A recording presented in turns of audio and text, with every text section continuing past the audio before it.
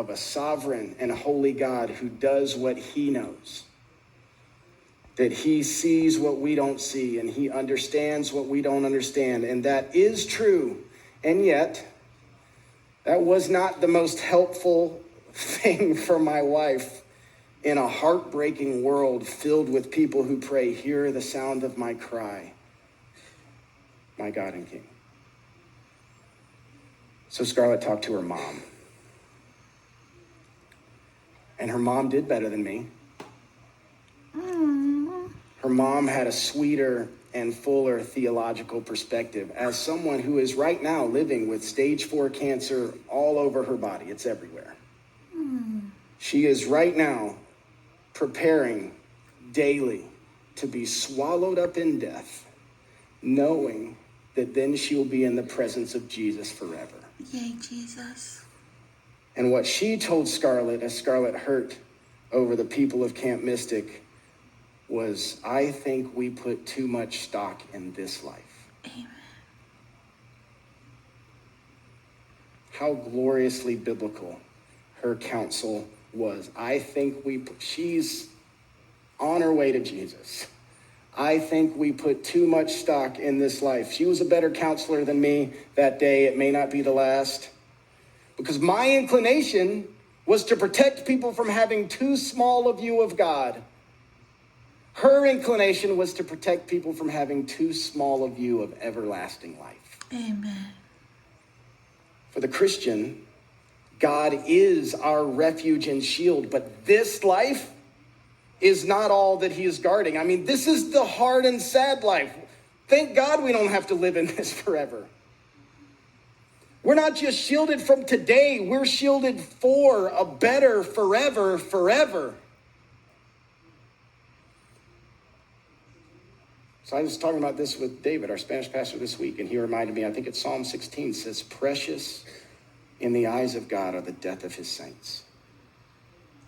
Psalm 16:11, one of my favorite verses in the whole Bible, you will hear it again, says, "At God's right hand are pleasures forevermore."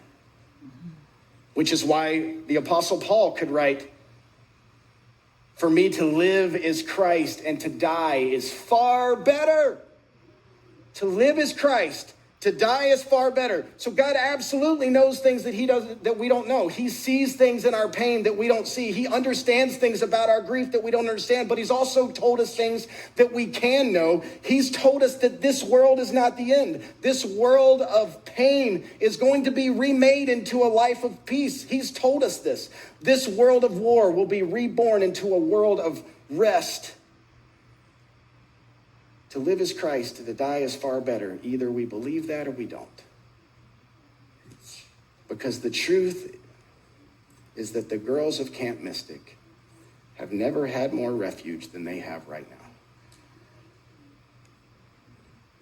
This is not the end. Amen. Christian girls at a Christian camp woke up surrounded by the shield of the arms of Jesus, and I put too much stock in this life, and maybe you do too.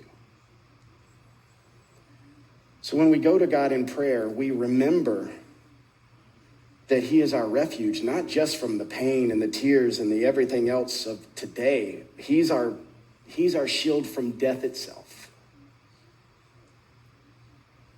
We're fleeing to him for protection, not just now, but for forever. Prayer is gloriously powerful and simple.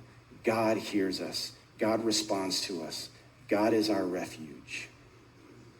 But maybe you think, okay, Brandon, I need to pray. I don't know what to pray. Or I always pray the exact same thing. A lot of people do that. I don't know what to pray, but you do. In fact, we've been doing it this whole time as we've meditated on Psalm 5 together. Remember where we started?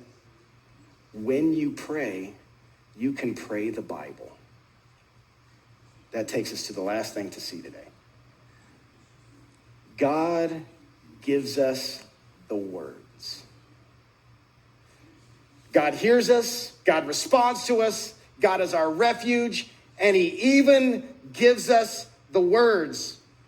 And what are the words that God has given us to pray?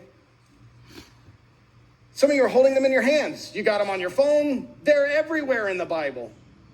They're especially in the Psalms. Listen to this quote from Christopher Ash. In the Psalms, we have the words that God has given us to speak to God.